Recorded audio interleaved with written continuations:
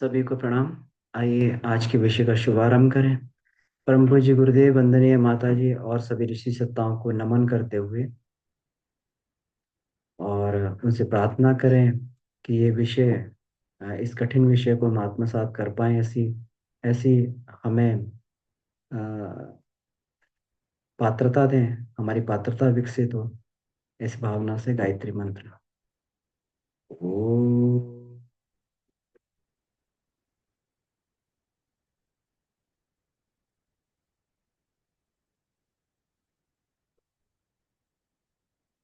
भूर्भुवः स्वः तत्सवितुर्वरेण्यं भर्गो देवस्य धीमहि धियो यो नः प्रचोदयात्। जी प्रणाम। तो आज का जो विषय है, आज प्राणमय कोश का प्रारंभ हो रहा है। और प्राणमय कोश क्या है, उसका विकास कैसे होता है, तो इस पर हम लोग चर्चा करने वाले हैं। हम लोग एक एक विषय करके ये जो पूरा ग्रंथ है, गायत्री पंचकोशी साधना और उपलब्धि है, इतना बड़ा वाङ्मय है। तो धीरे धीरे करके हम लोग जो है, अन्नमय कोश को तो हम लोगों ने चर्चा कर ली, और बहुत सारी इसमें क्लासेस अन्नमय कोश पर इसके चैप्टर्स के आधार पे हुई। और अब हम लोग प्राणमय कोश की तरफ बढ़ रहे हैं। तो इसमें अथाह ज्ञान भरा हुआ है, इस वाङ्मय में अथाह ज्ञान भरा हुआ है कि जितना अधिक से अधिक हम रिसर्च करना चाहें, इसमें पूरा का पूरा इसमें में मिल जाता है। तो अब प्राणमय कोश क्रिया योग शुरू होने से पहले उसकी साइंस, उसकी फिलोसफी के बारे में इसमें दिया गया है। तो हम लोग ये देखें कि प्राणमय कोश का स्वरूप क्या है, किस तरीके से ये हमारे शरीर में काम करता है। तो इसको गुरुदेव की इसमें वाङ्मय से मैंने इसको स्लाइड्स को बनाया है, तो इसको इसको खोल लेते हैं पहले, ताकि मुख्य बिंदुओं को हम लोग पकड़ पाएं, कहीं पर भी कोई इसमें व्यतिरेक ना हो। तो ऐसी भावना उसमें जो है, इसको हम लोग देखते हैं।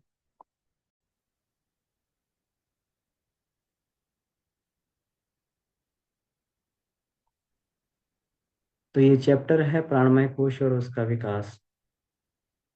तो इसको हम ये देखें कि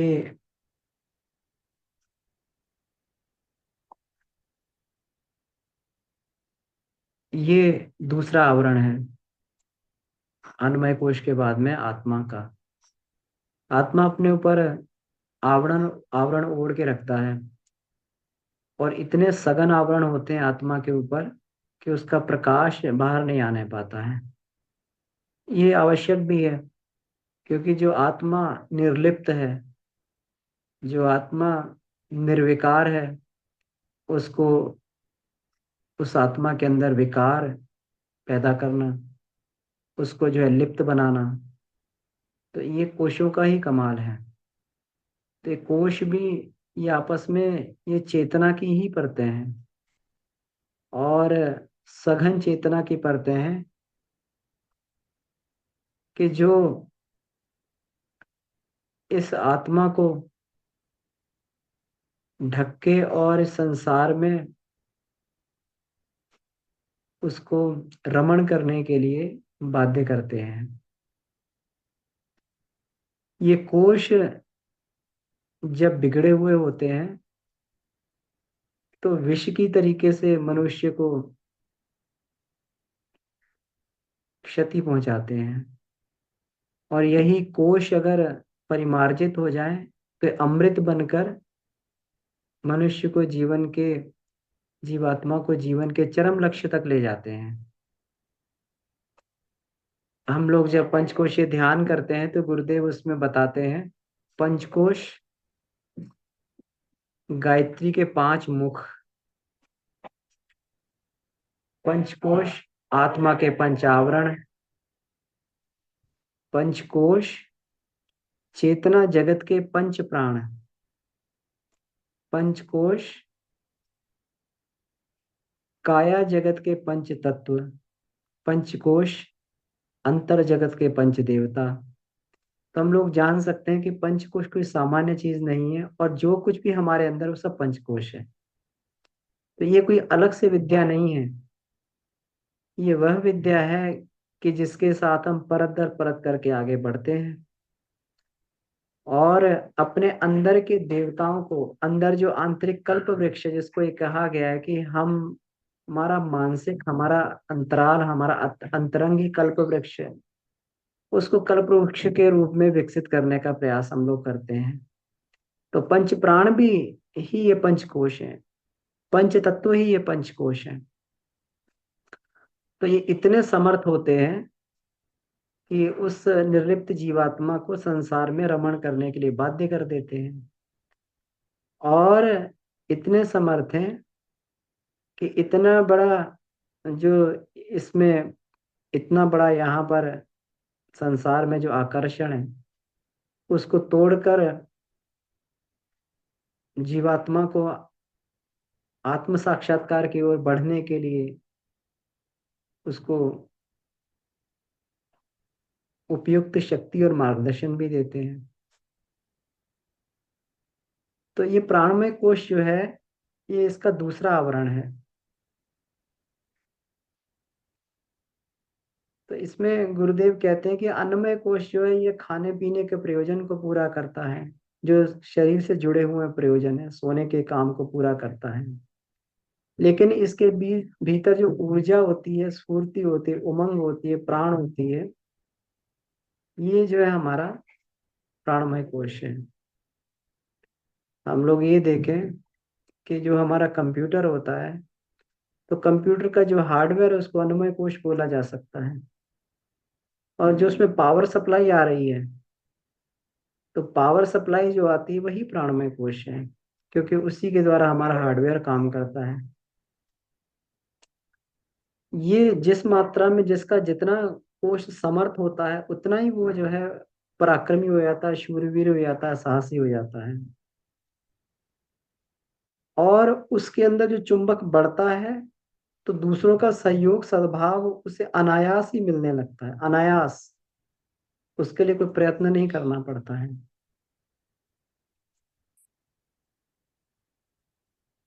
प्राणवान व्यक्तित्व होते हैं, तो व्यक्ति का उनको सुनने का मन करता है, उनसे जुड़ने का मन करता है,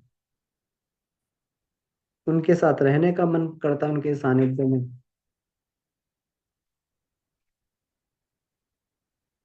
ये चुंबक है अपने आप में एक।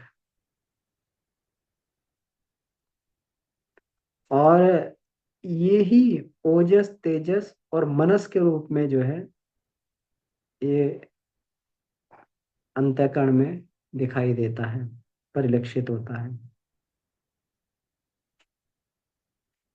प्राण ही ओजस है, यही शारीरिक बल के रूप में प्रकट होता है, यही मानसिक तेजस्विता के रूप में प्रकट होता है, मानसिक शक्ति के रूप में प्रकट होता है, और यही ब्रह्म वर्चस के रूप में यही प्रकट होता है। इसी को ओजस, तेजस और वर्चस कहते हैं। अब ये देखें कि प्राणमय कोश है क्या। तो अन्नमय कोश के प्रत्येक घटक को प्राण ऊर्जा की आवश्यकता पड़ती है, और उसका जो प्रवेश द्वार होता है, जननेंद्रिय मूल होता है, जिसको मूलाधार चक्र बोलते हैं।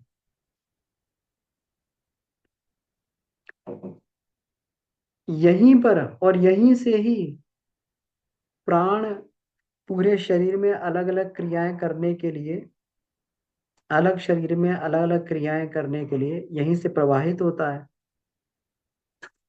और यहीं से ही अधोगामी गति के लिए प्राण नीचे की ओर चलता है। व्यक्ति काम सेवन करता है, तो यही प्राण जो है अत्यधिक मात्रा में यहीं से निकलकर और उसकी कामेच्छा को पूर्ति करता है। संतानोत्पादन की महत्वपूर्ण व्यवस्था को ये बनाता है। पिछले हम लोगों ने पिछले चैप्टर में अन्नमय जब हम लोग ये पढ़ रहे थे, तो हम लोगों ने पढ़ा था कि किसी मनुष्य का जो शुक्राणु है वो ज्यादा इतना ज्यादा शक्तिशाली होता है। छोटा सा छोटा सा शुक्राणु इतना ज्यादा शक्तिशाली होता है कि जितनी उसको दूरी तय करनी पड़ती है अपने साइज के हिसाब से, उस अनुपात में जितनी उसे दूरी तय करनी पड़ती है, अगर एक वयस्क व्यक्ति अपने साइज के हिसाब से उतनी दूरी तय करेगा, तो ये बिल्कुल उतनी बैठती है जितनी 6 बार धरती की परिक्रमा लगाने के बराबर। हम लोग समझ सकते हैं कि 6 बार धरती की परिक्रमा लगाने के लिए जो है कितनी ऊर्जा चाहिए व्यक्ति को। और वो नहीं किसी जहाज पे बैठ के चलता, खुद दौड़ता है, खुद दौड़ लगाता है। और इसी दौड़ में जो है, जो विजयी होता है वो फिर जो है मनुष्य के रूप में जन्म ले लेता है। तो मतलब हम समझ सकते हैं कितनी बड़ी दौड़ लगाकर जो है हम लोग लाखों में जो है दौड़ लगाकर जो है ये हुए हैं। और इतनी इतनी छोटी मोटी दौड़ नहीं, पृथ्वी की परिक्रमा बराबर 6 बार परिक्रमा करने के बाद में उतना जो है उतना सशक्त होता है। और ये प्राण आता कहाँ से? ये प्राण वही प्राणमय कोश से आता है। यही कहा गया है कि इसी केंद्र में जो रस है, रजवीर के अंतर्गत छोटे छोटे कीटाणुओं में समूचे मनुष्य की आकृति प्रकृति का बीज रूप में विद्यमान रहती है। उस छोटे से उसमें लाखों करोड़ों डीएनए, उसमें जो है डीएनए की यूनिट्स उसमें रहती हैं। उसमें पूरे के पूरे गुणसूत्र रहते हैं। उसमें पूरे के पूरे उसके जीन्स रहते हैं। इतना बड़ा मानवीय व्यक्तित्व, बरगद का वृक्ष तो बहुत ही बड़ा हो गया उसके उसके तुलना में। ये पूरा का पूरा प्राण का ही स्फुरन, एक पूरा पूरा ब्रह्मांड उसके अंदर होता है। ये सब प्राण के ही आधार पे है।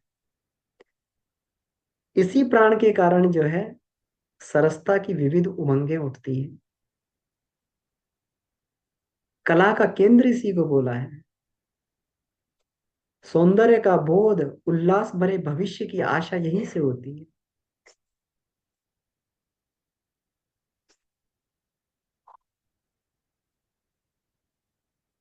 जो व्यक्ति ब्रह्मचर्य इत्यादि का पालन करते हैं, तो उनके अंदर एक सहज भाव से उनकी वाणी जो है हमें इतना आकर्षण हो जाता है, प्रेम, उनकी वाणी में आकर्षण, उनके अंदर उमंग उल्लास जो है हिलोरे लेते रहते हैं। काम करते करते वो थकते नहीं हैं। ये सब का सब प्राण से ही यहीं से निश्रित होता है। और ये ऊर्जा अगर क्षय हो जाए तो लगता है कि संसार में कुछ विशेष नहीं है, कलुष मात्र केवल रह जाता। तो डार्विन के सिद्धांत के अनुसार जो विकासवाद हुआ, ये इसी जो कामुकता की ऊर्जा थी, काम ऊर्जा थी, इसी के कारण जो प्राणी प्रभावित हुए और प्रेरित हुए, जिससे वो अपनी सृष्टि करते हैं। नीरस तेज निरुत्साही व्यक्ति को नपुंसक कहा गया है, जिसमें जिसका अर्थ है कि मनुष्य नीरस और निराश होकर अपना जीवन व्यतीत करता है। आज मनुष्य के जीवन में जो नीरसता है, जो निराशा है, इसका सबसे बड़ा यही कारण है कि वो प्राण ऊर्जा का हमने क्षय उस माध्यम से कर दिया है। काम वासना की तृप्ति के लिए, छोटे से थोड़े से आनंद के लिए हम लोगों ने इतना बड़ा हम मूल्य चुकाते हैं उसका, इतना बड़ा आत्मिक शक्ति को हम लोग जो इतना बड़ा मूल्य के रूप में उसको चुका देते हैं। भारतीय तत्व दर्शन के अनुसार स्थूल काया में प्राण शरीर रहता है, बिल्कुल ठीक है। और इसी को प्राणमय कोश भी बोलते हैं।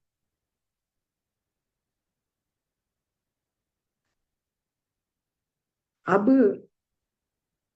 प्राणमय कोश का परिचय जो है विज्ञान के स्थूल उससे मिलने लगा है, स्थूल उपकरणों की पकड़ में आने लगा। सैमुअल क्रिलियन के बारे में हम लोग सुनते हैं कि उन्होंने जो है इस प्रकार से एक फोटोग्राफी का एक उन्होंने जो है आविष्कार किया, जिससे मनुष्य के चारों ओर जो विद्युत की हलचलें होती थी उसको भी फोटो खींची जा सकती है। ये कुछ दिन पहले नितिन भैया वो इंस्ट्रूमेंट लाए भी थे, जो डॉक्टर ममता सक्सेना है उनके पास में, ये ओरा स्कैनर है। भैया लाए थे और उससे जो है ये ओरा चेक किया था। तो उसमें चक्रों के आधार पर जो है ये पता लग जाता है कि कौन कौन से चक्र में कहाँ कहाँ कितनी कितनी क्या क्या ऊर्जा है, कौन सा विकृत है कौन सा बढ़िया है। तो अब भौतिक विज्ञान भी इसको पकड़ने लगा और बहुत सारी शोध क्रम इस पर चल रहे हैं। अब एक नई दिशा मिल गई है, एक नई आशा की किरण जग गई है कि इसके बाद में भी कोई दुनिया है, सूक्ष्म जगत भी कोई दुनिया है और बहुत बड़ी दुनिया है और बहुत सशक्त दुनिया है।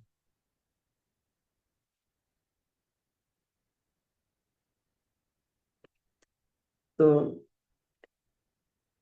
इसीलिए इसको कहा जाता है कि ये ठोस शरीर से भिन्न एक ऐसी सत्ता है जो उससे भी अधिक प्रबल और उससे भी अधिक वेग से गतिमान है।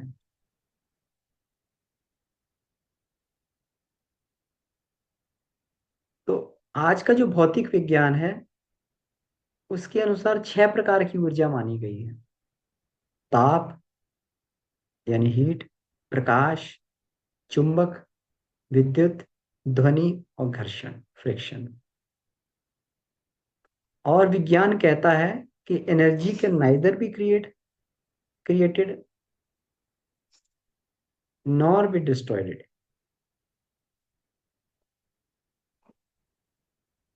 But it can be converted into another form of energy. इसको ना तो बनाया जा सकता है ना इसको समाप्त किया जा सकता है। ये जो है बदलती रहती है।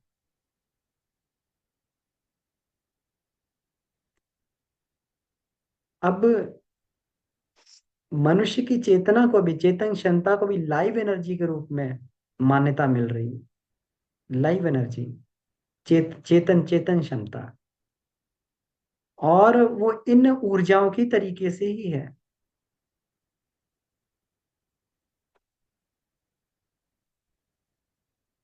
जबकि उसका अस्तित्व जो है इन सब से भिन्न है, वो प्योर चेतन ऊर्जा है। लेकिन फिर भी उसका परिचय जो है इन्हीं ऊर्जाओं के माध्यम से उसका परिचय पकड़ में आता है। मानवीय विद्युत के रूप में, बायो इलेक्ट्रिसिटी के रूप में, बायो मैग्नेटिज्म के रूप में उसका अस्तित्व जो है वो बार बार जो है हमारी पकड़ में आता है। जो जो थॉमस एल्वा एडिसन थे, जिन्होंने प्रकाश के बल्ब का आविष्कार किया, उन वैज्ञानिकों ने, ऐसा नहीं है कि केवल उतना ही जो है खोज करके वो बंद हो गए हों। जिस समय वो स्थूल भौतिक साइंस पर, भौतिक विज्ञान पर अपना आविष्कार कर रहे थे, साथ साथ में उनकी मनन शक्ति और चेतना भी विकसित हुई और उससे उन्होंने पराविज्ञान पर की परतों पर भी प्रकाश डाला। तो उन्होंने कहा कि प्राणी की सत्ता उच्च स्तरीय विद्युत कण गुच्छकों के रूप में तब भी बनी रहती है जब वो शरीर से पृथक हो जाती है। इसका मतलब पहले जो पश्चिम में जो विज्ञान था वो ये नहीं मानता था, ये मानता शरीर को समाप्त होते ही सब कुछ समाप्त हो गया। लेकिन फिर बाद में जब भौतिक विज्ञान ने खूब प्रगति की, खूब आगे बढ़े, सूक्ष्म की परतों को स्पर्श करना प्रारंभ किया, तब उन्होंने कहा कि विद्युत कण के गुच्छक होते हैं और वह शरीर से पृथक हो जाते हैं, मृत्यु के समय शरीर से पृथक हो जाते हैं।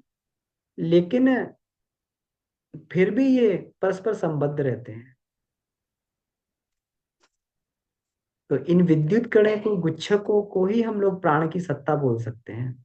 एकाकी आकाश में भ्रमण करते रहते हैं और पुनः जीवन चक्र में प्रवेश करते हैं, नया जन्म धारण करते हैं। तो ये बिल्कुल आत्मा की अवधारणा के जैसा ही है। बिल्कुल जैसे हम लोग कहते हैं कि आत्मा शरीर से निकल जाती है, शरीर से निकलने के बाद में फिर वो आकाश में भ्रमण करके अपने लायक पुनः दूसरा घोंसला तलाश करती है कि अब कौन सा जो है, कहाँ पर कौन सा घोंसले को तलाश किया जाए। और ये काय मधुमक्खी के छत्ते की तरीके से होते हैं। जैसे मधुमक्खी की जो मधुमक्खियां होती हैं, ये जो है एक साथ छत्ता छोड़ती हैं और झुंड बनाकर चलती हैं। और कहीं छत्ता बनाना हो तो वहां पर बैठकर सारे के सारे दोबारा नए छत्ते का निर्माण करते हैं। इसी तरीके से प्राण के जो स्फुरण है, वो सारे के सारे झुंड बनाकर ये रहते हैं। कई बार ऐसे एक्सपेरिमेंट्स भी किए गए जिसमें मरणासन्न व्यक्ति को जो है उस पर प्रैक्टिकल किया गया, जो मरने के कगार पे थे। उनके आसपास में प्रकाश देखा गया। प्रकाश को आसपास जो है लहराता हुआ देखा गया। और मरते समय वो प्रकाश कभी शरीर से निकला और निकल के फिर आसमान में आगे चल के वायुभूत हो गया। तो इस तरीके का जो है वैज्ञानिकों की पकड़ में यहाँ तक तो ये चीज आ गई है। तो फिर उन्होंने कहा कि ये शरीर नहीं, ये कुछ और है जिसकी मृत्यु नहीं होती। ऊर्जा रूप में उन्होंने उसको जो है ये किया, एस्ट्रल बॉडी का नाम दिया उन्होंने। अब यहाँ पे देखिए, इसी इसी में ये कहते हैं कि उच्च स्तरीय विद्युत गुणों के गुच्छक अपने साथ स्थूल शरीर की सामग्री अपनी आस्थाओं संवेदनाओं के साथ लेकर जन्मने मरने पर भी अमर बने रहते हैं। कितनी बढ़िया बात इसमें कही गई है। इसको एक रेफरेंस लिया जा सकता है कि पश्चिम के लोग भी अब इस चीज को मानने लगे हैं। जैसे कहते हैं कि आत्मा जब शरीर छोड़ती है तो पूरा का पूरा अपने संस्कार को साथ में लेके जाती है, अपने अन्नमय कोश को साथ में लेके जाती है कि मुझे अब इस तरीके के शरीर की आवश्यकता है, ऐसा शरीर चाहिए। अन्नमय कोश को पूरा का पूरा अपने पूरे जेनेटिक स्ट्रक्चर को अपने साथ में लेके चलती है। और जहां पर भी उसको लगता है कि यहाँ पर मेरा, मेरे स्वभाव के अनुसार, मेरे संस्कार के अनुसार ये घर मेरे लिए ठीक है।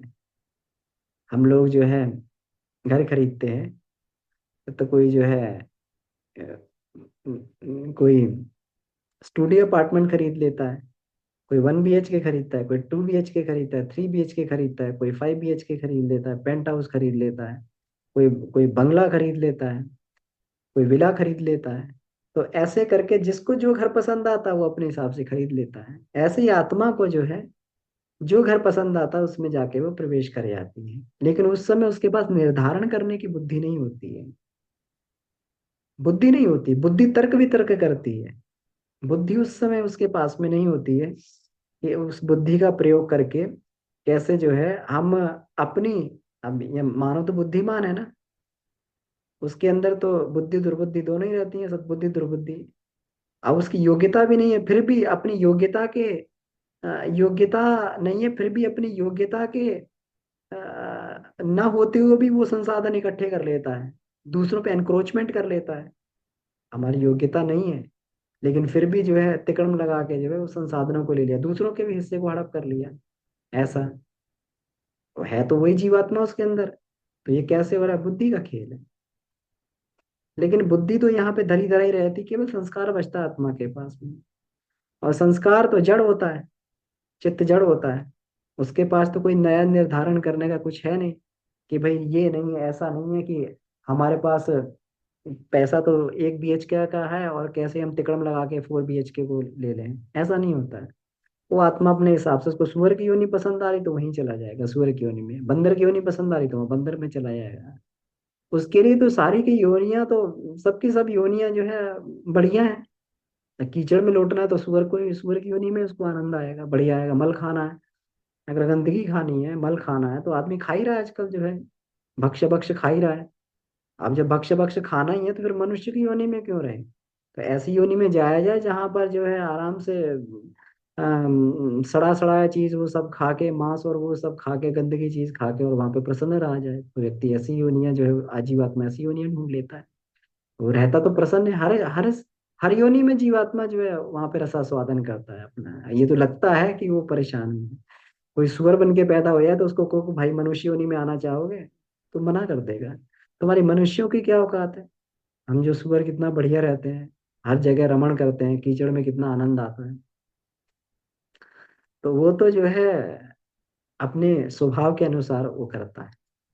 ये पूरा का पूरा जो है, ये जो उसको विद्युत कणों का गुच्छा बचा है, सारी सारी आदतें अपनी लेके चलता है इसीलिए। और ये आदतें बदलने का जो क्रम है, ये मनुष्य शरीर में ही ये उसको सौभाग्य मिलता है कि यहाँ पर अपनी इच्छा से जो कुछ बनना चाहे बन जाए। इसीलिए कहते हैं देख कितनी बड़ी उपलब्धि भगवान ने दे दी। इच्छा, हमारी इच्छा पूर्ति के लिए स्वतंत्र है हम। कोई भी, इसीलिए तो राजकुमार बोलते हैं, सबसे पहले उसको चूज करने के लिए बोल दिया जाता है।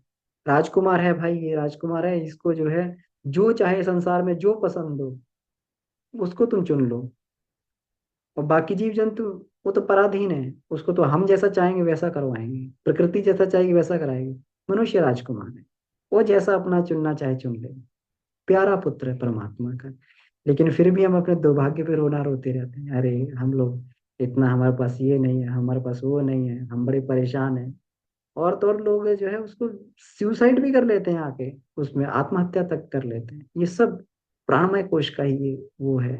प्राणमय कोश हमारा इतना कमजोर पड़ जाता है, अभी देखा, नीरस हो जाता है एकदम, निस्तेज हो जाता है, निरुत्साही जीवन हो जाता है। प्राणमय कोश का ये सब कमाल है। तो यही कहा गया, इन प्रमाणों से शरीर में अन्नमय कोश से संबद्ध किंतु एक स्वतंत्र अस्तित्व संपन्न प्राणमय कोश का होना स्वीकार करना ही पड़ता है। ये विज्ञान की भाषा में कह रहे हैं, अध्यात्म तो स्वीकार करता ही है। अध्यात्म तो प्राणमय कोश के ऊपर जो मनोमय कोश को भी, विज्ञानमय कोश को भी, आनंदमय कोश को भी स्वीकार करता है। लेकिन ये इसका जो है, इसको ये पकड़ने लगा है इंस्ट्रूमेंट के द्वारा। अब इंस्ट्रूमेंट के द्वारा मन पकड़ में नहीं आ रहा है। कहीं कोई एक अभी ये हुई थी अभी पिछले हमने उसमें वांग्मय में पढ़ा था कि एक एक एक किसी व्यक्ति ने, रशिया के व्यक्ति ने शायद, एक कैमरे का ऐसा वो किया था जिसमें विचार पकड़ में आ रहे थे, कल्पना की तरंगों को पकड़ा जा रहा था, विचार, वैचारिक कैसे विचार निकल रहे हैं वो पकड़ में आ रहे थे। तो उस पर जो है शोध हुई और लोगों ने सही पाया उसका। वो था कौन, वो शराबी था, एक शराब में धुत डूबा रहता था, फोटोग्राफी करता था। लेकिन एक ऐसी वो हुई कि उसको जो है वो शराब पी के, और उसको जो है अपना कल्पना चित्र में फर्क लगने लगा कि शराब पी के ऐसी ऐसी कल्पनाएं होती तो ऐसा चित्र आ रहा है और वैसे ऐसा चित्र आ रहा है। तो ये, तो अब तो कल्पना के मनोमय कोश का भी थोड़ा थोड़ा अस्तित्व आने लगा है मशीनों की पकड़ में। लेकिन प्राणमय कोश तो खूब पकड़ में आ रहा है। तो इन प्रमाणों से कहा जा रहा है कि इससे एक भिन्न सत्ता है। सारे शरीर में संव्याप्त प्राणमय कोश का स्वरूप जो है जय विद्युत के रूप में, बायो इलेक्ट्रिसिटी के रूप में देखा जाता है। अब इसमें हमारे अलग अलग विद्युत उत्पादक केंद्र भी हैं, ये भी मशीनों से पकड़ में आ रहे हैं। मस्तिष्क में जो रेटिकुलर एक्टिवेटिंग सिस्टम है ये विद्युत पैदा करता है। ईईजी के द्वारा, इलेक्ट्रोएन्सेफलोग्राम के द्वारा इसकी धाराओं को नापा जाता है। हम लोग alpha beta theta delta gamma state को इसमें नापते हैं। हृदय क्षेत्र में जो है अभी विद्युत स्पंदन होती है, पेस मेकर लगता है। तो कहीं पेस मेकर गड़बड़ हो जाए तो फिर अब ये नया जो है एक कृत्रिम जो है बनावटी पेस मेकर लगाना पड़ता है, जिसमें बैटरी होती है और 10 साल की गारंटी देते हैं कि भैया 10 साल तक ये पेस मेकर चलेगा। मन देखो कितना विज्ञान ने कितनी उन्नति की और इतना पेस मेकर बना पाया जो 10 साल तक ही चलता है। और भगवान का पेस मेकर देखो, 200 साल तक व्यक्ति जीवित रहेगा तो 200 साल तक चलेगा। ऐसे ईश्वर का। और उसको हम बिगाड़ देते हैं तो इसका मतलब ये हुआ कि जो अब 10 साल वाले पेस मेकर को कितना संभाल संभाल के रखना पड़ता है। व्यक्ति शारीरिक श्रम नहीं कर सकता, बहुत अधिक काम नहीं कर सकता, बहुत उसमें जो है उसको खाने पीने का संयम करना पड़ता है। और इतना ही इससे 10% भी संयम अगर वो पहले कर ले तो कभी जो ये खराब ना हो, ये बिजली का यंत्र कभी खराब ना हो। तो इसी के माध्यम से इसको नाप लेते हैं। नेत्रों में जो है, नेत्र जो फोटो इलेक्ट्रिक सेल की तरीके से काम करते हैं। जैसे फोटो इलेक्ट्रिक सेल होता है, जैसे जो हमारे जो सोलर प्लेट्स होती हैं उस पे जो प्रकाश पड़ता है तो विद्युत तरंगों में बदल जाता है, वो विद्युत में बदल जाता है। ऐसे ही हमारे नेत्रों में जब प्रकाश आता है तो विद्युत तरंगों में बदलता है, इलेक्ट्रिकल सिग्नल्स में। वो पल्सेस जो है दिमाग के पास में जाती हैं और उसको इंटरप्रेट इंटरप्रेट करती हैं। और इंटरप्रेट करके वो दृश्य जो है, वो उस दृश्य के इलेक्ट्रिक सिग्नल है, वो दृश्य का इंटरप्रिटेशन होता है कि हाँ ये ऐसा है, ये ऐसा है, ये ऐसा है। यहाँ तो केवल प्रकाश होता है, केवल प्रकाश की इंटरप्रिटेशन ही दिमाग के द्वारा इलेक्ट्रिकल सिग्नल्स के माध्यम से की जाती है। तो इसको जो है इलेक्ट्रो रेटिनोग्राफ के माध्यम से इसको जो है इसके उत्पन्न स्पंदनों को ही नापा जा सकता है। इन्हीं जो हमारे ये हैं, इसी को जो है भारतीय योग विद्या में प्राणमय कोश कहते हैं। अब हम लोग जो है इसको, और इसको थोड़ा आगे इसको ये पढ़ते हैं तो देखते हैं कि हमारे मूलाधार में ये अवस्थित है। यहाँ पे जो अपान और पूर्व अवस्थित है। हमारे नाभि में जो है समान और कृकल अवस्थित है। हमारे इसमें हृदय में जो है प्राण और नाग अवस्थित है। हमारे इधर जो है कंठ में उदान देवदत्त अवस्थित है, और उधर व्यान धनंजय मस्तिष्क में। ये सारी की सारी जो है प्राण को पैदा करने वाले या प्राण को केंद्र, प्राण को जो है नियंत्रित करने वाले केंद्र हैं। तो जो ये प्राण का स्पंदन है, जो स्पंदन हमारे अंदर हो रहे हैं, चाहे हृदय में स्पंदन हो रहा है, चाहे मस्तिष्क में स्पंदन हो रहे हैं, यही हमारे जीवन का आधार है। कहीं वो स्पंदन रुक जाते हैं, लोगों को पैरालाइज हो जाता है, उनका पूरा का पूरा धड़ काम करना बंद कर देता है। क्या हो गया भाई साहब, कि ब्रेन हैमरेज हो गया, और कोई नस फट गई है तो पूरा का पूरा जो सप्लाई बंद हो गई, पैरालाइज हो गया। अब देखिए, प्राण का स्पंदन से ही पूरा का पूरा ये चल रहा है। इतना व्यक्ति बड़ा बड़ा ताकत का काम करता है, और वो थोड़े से प्राण का स्पंदन बंद होने से पूरा का पूरा धड़ ही पूरा पैरालाइज हो जाता है, हाथ भी नहीं उठता। वहां तो फिर ताकत क्या दूर के व्यक्ति का जो है सब, आंख भी, पलक भी, और मुंह भी, वो सब जो है पूरा लटक जाता है सारा का सारा। ये देखिए, ये इतना कमाल होता है, कितना कितना जो जबरदस्त है। तो किसी पैरालाइज पर्सन में देखा जा सकता है कि इस विद्युत का क्या कमाल होता है। और कहते हैं यही प्रगति का आधार है, प्राण ही प्रगति का आधार। जो जितना प्राणवान होगा वो उसी उतना ही मूल्य चुका के उतनी संसारिक या आध्यात्मिक संपत्तियों को इकट्ठा कर लेगा। यही सिद्धियों और विभूतियों का ये केंद्र होता है। और ये प्राण तत्व जो है हमारे भीतर प्रचुर प्रमाण में भरा है। ये जो सबसे महत्वपूर्ण चीज है, ईश्वर ने प्रचुर प्रमाण में दी। इतना खर्च करते हैं, इतना खर्च करते हैं, तब भी जो है हमारे अंदर लबालब भर जाता है। अपना इतना खर्च करते रहते हैं, चाहे भोजन में, खाने में, अपने स्वाद को पूर्ति में खर्च करें, चाहे काम वासना में पूर्ति के लिए खर्च करें, इतना खर्च करते रहते हैं। हम कहते हैं पैसा खर्च कर रहे हैं, ये बात नहीं है। आप किसी को दे दीजिए, डायबिटीज वाले को, या किसी कैंसर पेशेंट को, या किसी को जो है जिसका मुंह का स्वाद खराब हो गया, जिसका पेट गड़बड़ हो, उसको कह दीजिए भाई साहब हम आपको 1 लाख रुपए दे रहे हैं, एंजॉय करके आओ। कुछ भी नहीं कर पाएगा। ना वो जो है भोजन का एंजॉय ले पाएगा, ना वो जो है संसार की किसी विभूतियों का एंजॉय ले पाएगा, ना वो काम तृप्ति कर पाएगा, कोई भी नहीं कर पाएगा। तो मुख्य रूप से हम केवल अपनी प्राण ऊर्जा को ही खर्च करते हैं। ये गलत है कि हम पैसे को खर्च करते हैं। ये प्राण ऊर्जा ही है जिसको खर्च करके संसार के सारे संसाधनों का आनंद लिया जा सकता है। और इसी चुंबक को अगर बढ़ा दिया जाए, थोड़ा और बढ़ा दिया जाए, तो विश्व प्राण को भी अपने अंदर खींचा जाता है। योगी लोग यही करते हैं, वो विश्व प्राण को, अपने चुंबक को इतना बढ़ा लेते हैं कि वो जो है रात दिन चार्ज होते रहते हैं। उन्हें भोजन की आवश्यकता भी नहीं पड़ती है, थोड़ा बहुत भोजन करते हैं। थोड़े बहुत भोजन से गुरुदेव जो है कितना खाते थे, 3 मुट्ठी चावल की खिचड़ी एक टाइम खाया करते थे। 3 मुट्ठी चावल, काम कितना करते थे हम लोग समझ नहीं सकते। हम लोग समझ नहीं सकते कि उनका जो है कितना जबरदस्त लेवल, कितनी बिजली खर्च होती थी उनके दिमाग से। कितनी कितनी ज्ञान की धाराओं को वो जो है वो अंतरिक्ष से उतार कर जो उसको वो करते रहते थे। कितनी कितनी उनका जो है शरीर में अपने प्राण ऊर्जा से जो है लोगों को झकझोरते रहते थे। कितनी आवश्यकता, ये केवल उनके 3 मुट्ठी चावल के, वो तो केवल शरीर का आधार था, केवल शरीर को की क्रियाओं को करने के लिए था। बाकी तो सब वो ऊपर से खींच रहे थे प्राण। तो यही प्राण, इसी को प्राणमय कोश बोलते हैं। और यही प्राण प्रसुप्त अवस्था में पड़ा रहता है, और केवल शरीर के निर्वाह मात्र का काम करता है। अगर जाग जाए तो फिर जो है एक एक बड़ा दैत्य का काम करने लगता है। जैसे गुरुदेव ने इतना प्राण हो गया कि उन्होंने अपनी सत्ता का जो है 5:5:5 कर दिया। 3,000 गुना अपनी सत्ता को बढ़ा दिया। 5 गुना बनाया, फिर 5 गुना बनाया, फिर 5 गुना बनाया। इतना बड़ा अपनी सत्ता को बना दिया।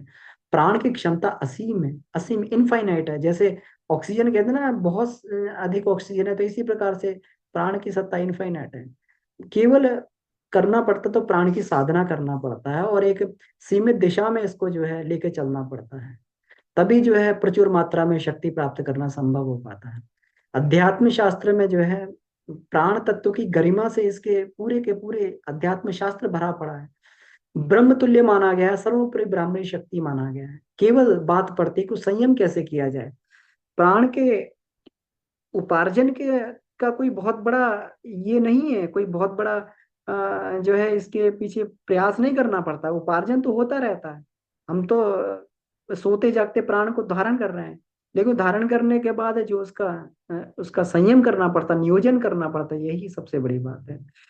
तो ये तो विज्ञानवेता कहते हैं कि ऐसी शक्ति है कि जो पदार्थों में हलचल पैदा करती है, प्राणियों को सोचने के लिए बाध्य करती है, मन की प्रेरक शक्ति होती है, जिससे निचेष्ट में सचेष्टता निस्तब्धता को सक्रिय बना देती है। आत्मा कुछ भी नहीं करती है, लेकिन ये प्राण जो उस आत्मा में स्फुरन और उमंग पैदा कर देता है, उत्साह पैदा कर देता है। सारी वस्तु शक्तियां जितने प्राणी हैं सारी इसी की हलचल हैं। अज्ञात और विज्ञात जितने भी क्षेत्र हैं सारे इसी से गतिशील है, प्राण से गतिशील है। विज्ञान कहते हैं वैज्ञानिकों की दृष्टि में इसी जड़ चेतन की समन्वित क्षमता का नाम प्राण है। ग्रेविटी, ईथर, मैग्नेट के रूप में उसकी व्याख्या करते हैं, जो पदार्थ को ही सब कुछ मानते हैं। हम लोग कहते हैं ना ग्रेविटी है, ईथर है, जिसमें जो है पूरा ईथर में पूरी पूरी तरंगें चल रही हैं, मैग्नेट है, ये सब उसका प्राण ही है पूरा का पूरा। एक चेतना का साथ स्वतंत्र अस्तित्व है, जिसको साइकिक फोर्स, लेटेंट हीट कहते हैं, इसको कुंडलिनी भी कहते हैं। इसी को भारतीय मनीषी जो है प्राण कहते हैं। तो ठीक है, तो ये चैप्टर बहुत बड़ा था, इसको इसको दो भाग में स्प्लिट कर दिया है। अब समय भी हो गया है, तो इसको जो अगले भाग का हम लोग जो अगली बार चर्चा करेंगे। जी। तो अब इसमें कुछ बनती हो बात, अगर कोई प्रश्न बनता हो तो हम लोग इस पे चर्चा कर सकते हैं। कोई अनुभव बनता हो तो इस पर भी चर्चा की जा सकती है।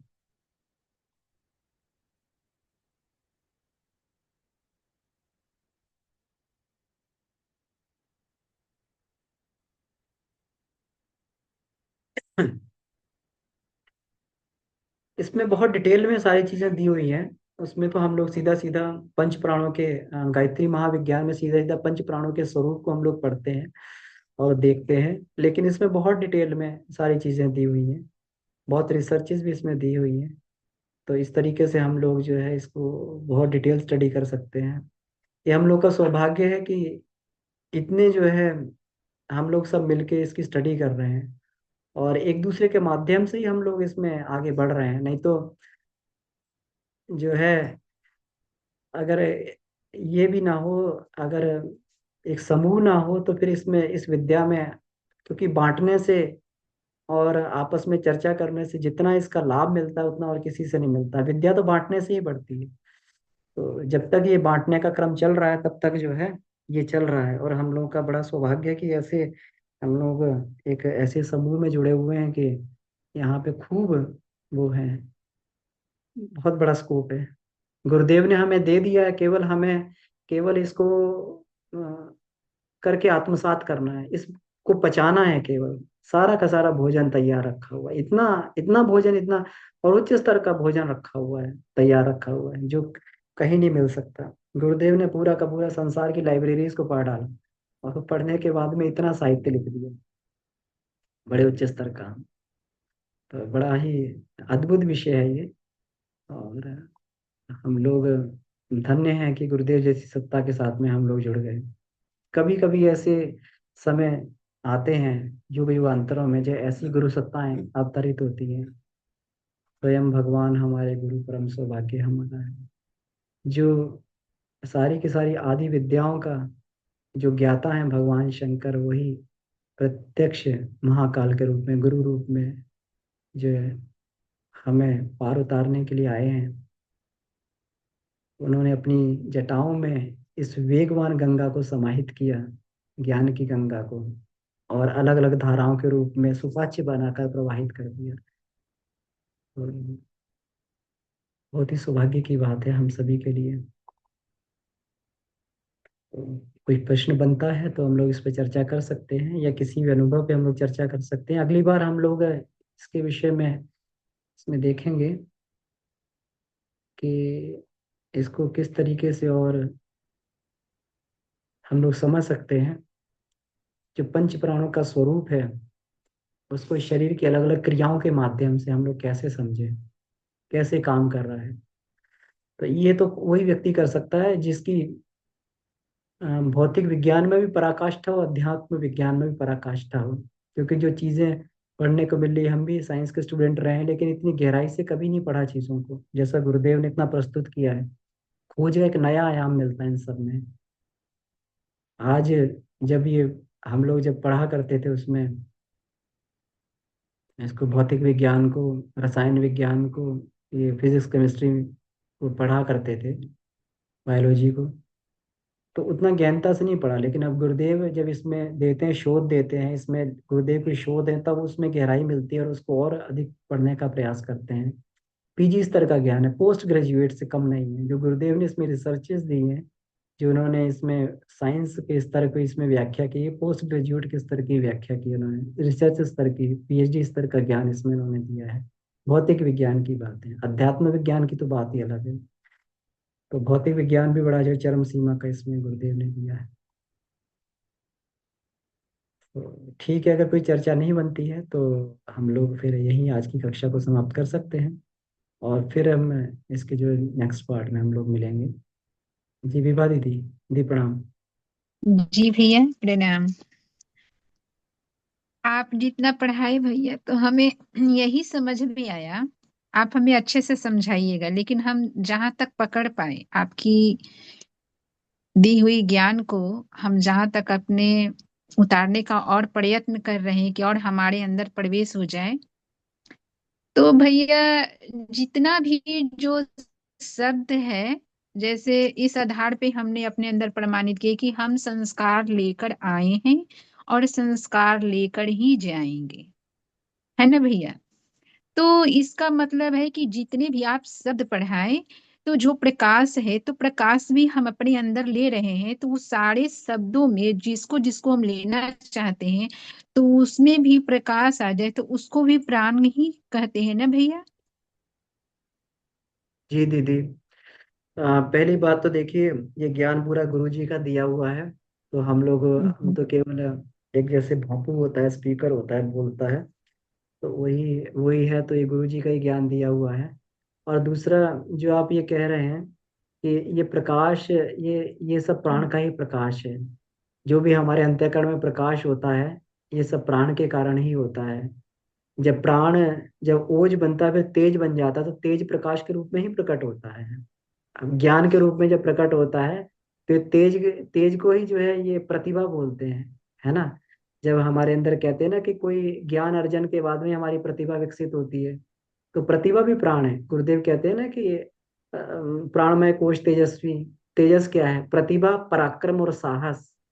तो ये साहस भी हो, चाहे पराक्रम हो, चाहे वो जो है प्रतिभा का प्रकाश हो, वो सारा का सारा इसी से होता है। इससे भी ऊपर जो है, जो प्रज्ञा का प्रकाश है, वो भी इसी से, प्राण से ही आता है। वो भी प्राण का कन्वर्जन ही है। ये पूरा, ये पांचों कोश जो है, ये प्राण के ही अलग अलग फॉर्म है। पंच प्राण कहते हैं ना, पंच प्राण। तो पांच कोश पंच प्राण, पांच कोश पांच तत्व, ये इसी के जो है, ये पांच कोश जो है, इन्हीं का प्रतीक है, पंच तत्वों का और पंच प्राणों का। जी दीदी। जी भैया। तो जितना जितना प्राण तत्व बढ़ेगा, उतना उतना जो है ये होगा।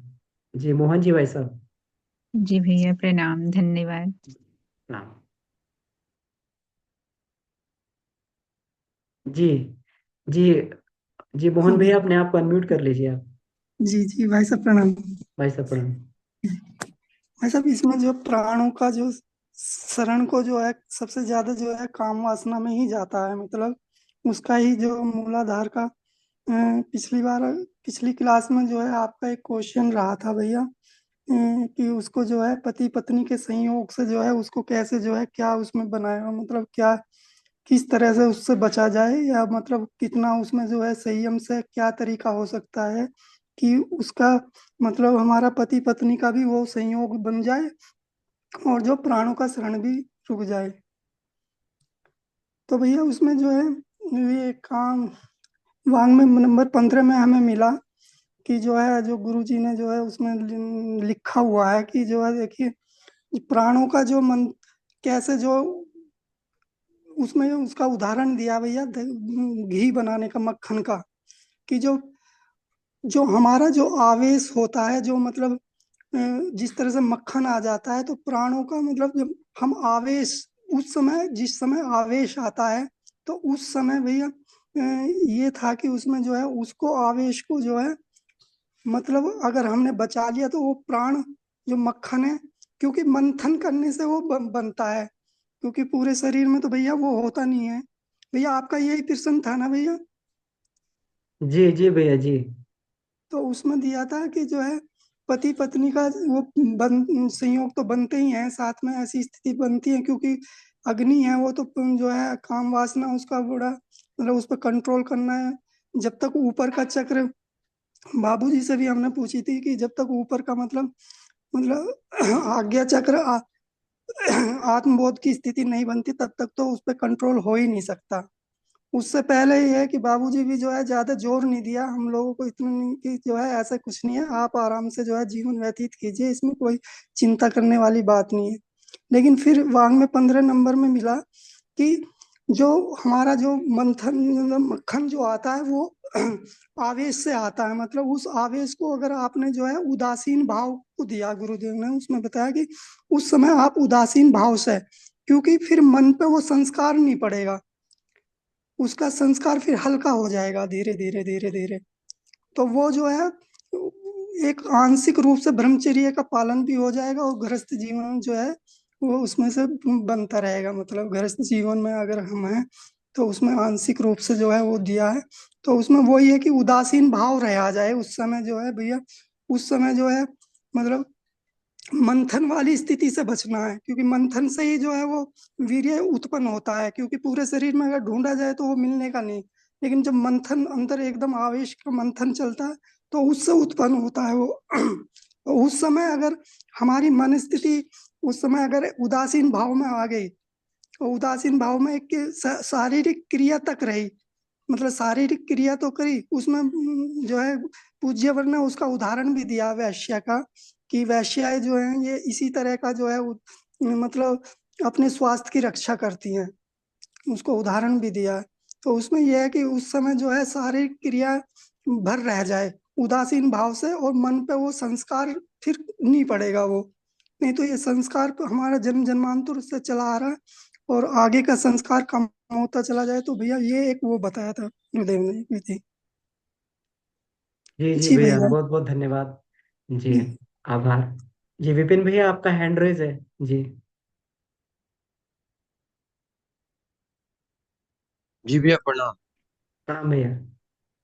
भैया मेरा प्रश्न ये था कि जैसे आपने बताया कि गुरुदेव के साहित्य में पूरा भौतिक विज्ञान और आध्यात्मिक विज्ञान वो एक चरम सीमा पर है, तो उसमें सारा भंडार हमारा भरा हुआ है। तो तो भैया जैसे भौतिक विज्ञान में भी कुछ चीजें जैसे हुई कि मान लीजिए इलेक्ट्रोमैग्नेटिक वेव्स भी हैं, तो उसमें हम देखते हैं कि पहले किसको पता थी कि मतलब स्थूल, एक स्थूल तरीके से तो कुछ दिखता नहीं था, तो उसमें भी लेकिन उसके लिए इंस्ट्रूमेंट बने भौतिक विज्ञान में ये, और उनको ट्रांसमीटर बने, उनके रिसीवर बने, तो आज हम एक जगह से दूसरी जगह पे आराम से वीडियो कॉल के थ्रू कितनी भी दूरी पर बात कर पा रहे हैं या देख पा रहे हैं एक दूसरे को। तो इसी तरह से आजकल कुछ ये चर्चा सुनने में है कि जो है न्यूरो चिप भी आएगी, तो उसमें आपके मन की शक्ति से जो भी आप मतलब चाहेंगे, तो उस पर्टिकुलर बीमारी को के ट्रीटमेंट में कुछ वो न्यूरो चिप लगा करके उसका ट्रीटमेंट करेंगे।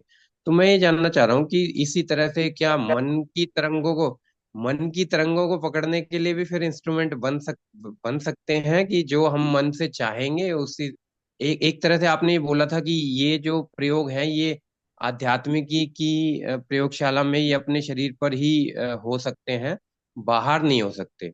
तो क्या ये मन के जो तरंगों वाले भी कोई इंस्ट्रूमेंट ऐसे बनाए जा सकते हैं कि जिससे कि जो मन से सोचेंगे उस तरह से फिर जो है हमारे कार्य भी सिद्ध होंगे उस तरह से। तो ये जी। एक थोड़ा प्रश्न था। जी भैया, उसमें देखिए प्रैक्टिकल तो ऐसे बहुत चल रहे हैं, और बहुत सारी ऐसी चीजें मिली हैं कि जिससे मन की स्वभाव को बदला गया है।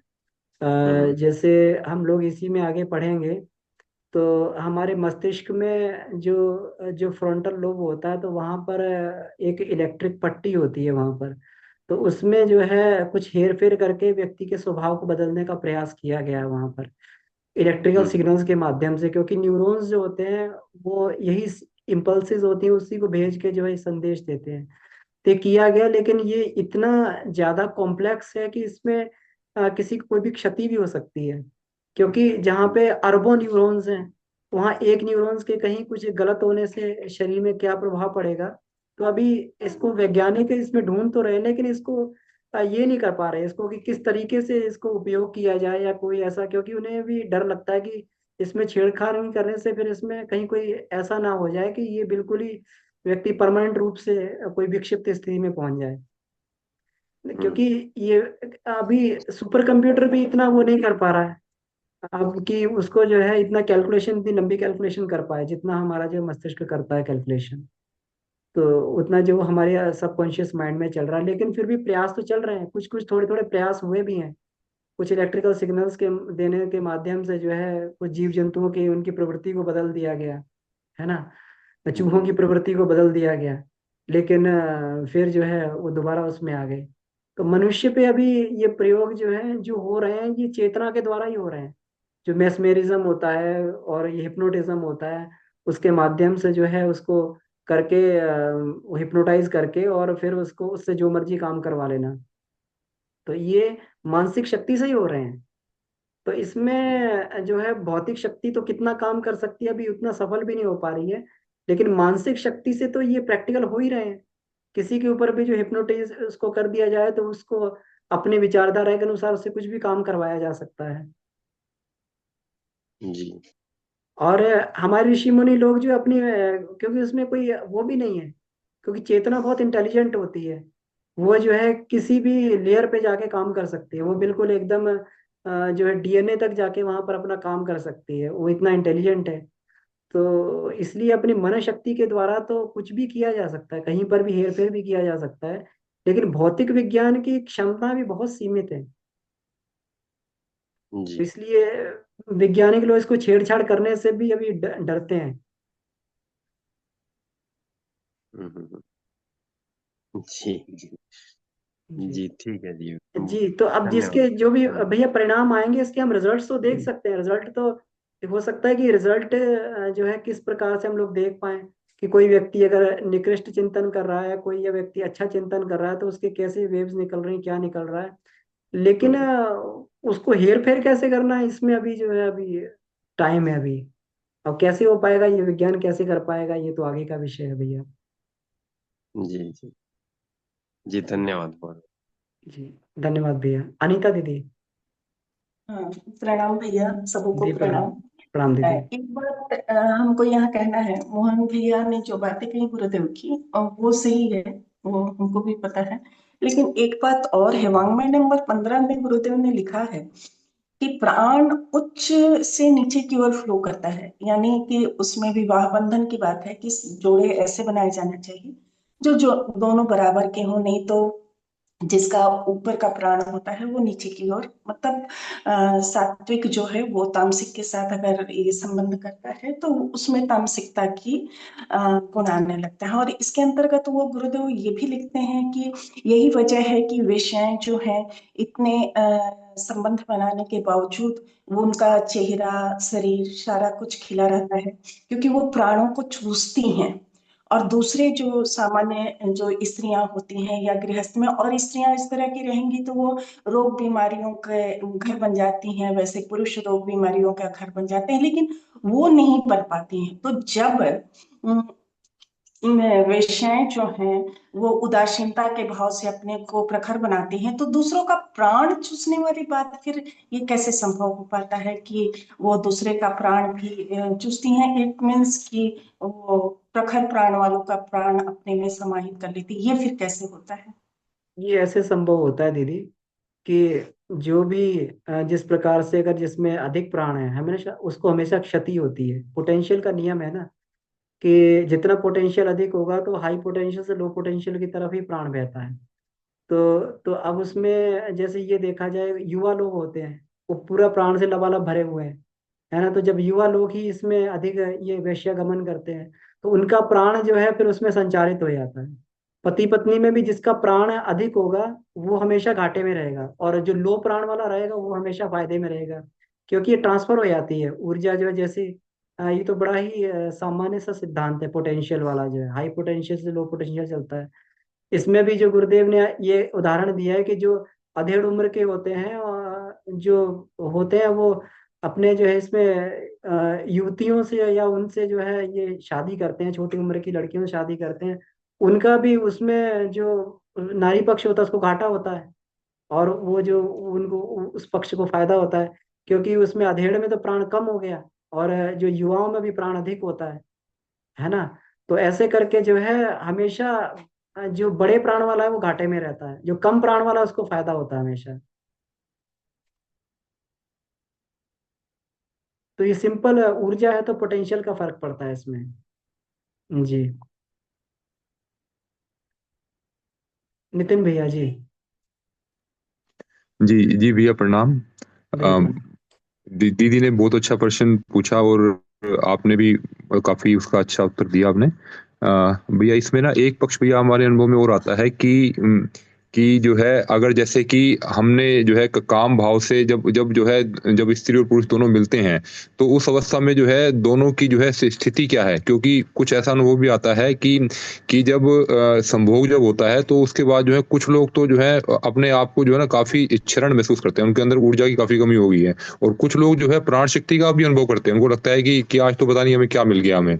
तो इस तरह से हमें यह भी देखना चाहिए कि अगर अगर जो है एक जैसे कि एक स्थिति वैश्या की है जिसने अपने आप को जो है वो जिसने अपने आप को वो साक्षी भाव में रखा या स्थिर रख लिया उसने अपने आप को, तो वह तो प्राण चूस नहीं रही, परंतु दूसरा व्यक्ति जो है उसका भाव क्या है ये उस पर भी वो करेगा, डिपेंड करेगा कि वो अपनी जो है प्राण शक्ति को कितना हानि पहुंचाता है या अपनी प्राण शक्ति बढ़ा रहा है अपनी वो।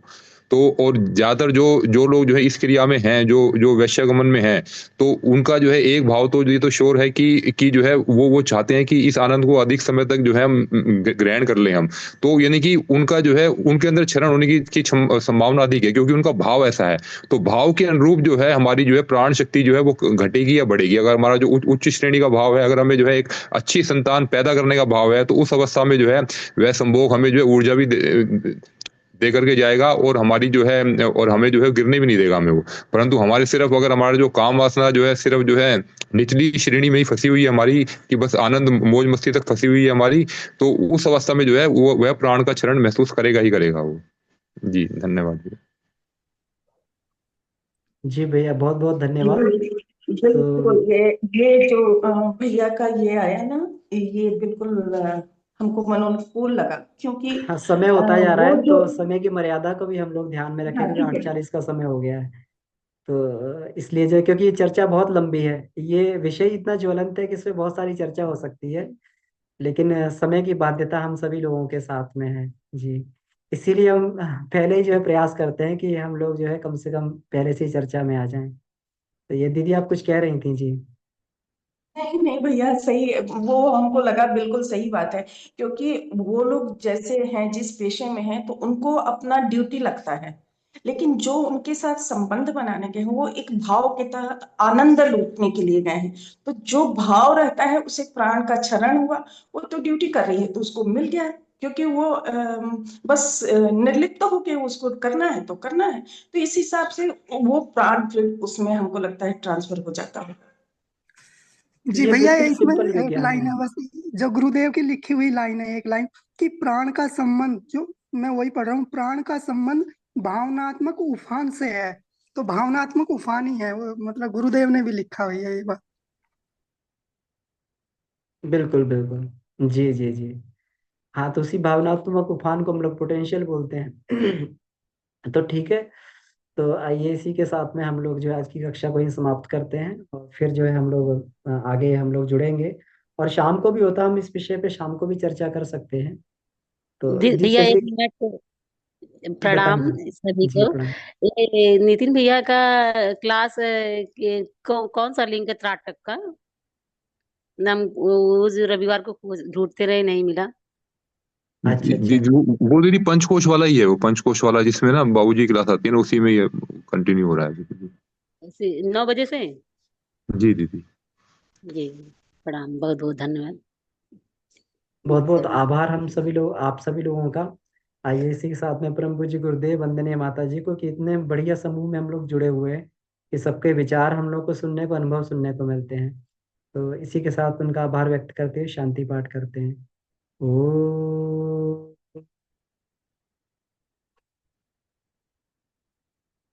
शांति, शांति, शांति। जी समाप्त। सभी को प्रणाम। बहुत बहुत धन्यवाद।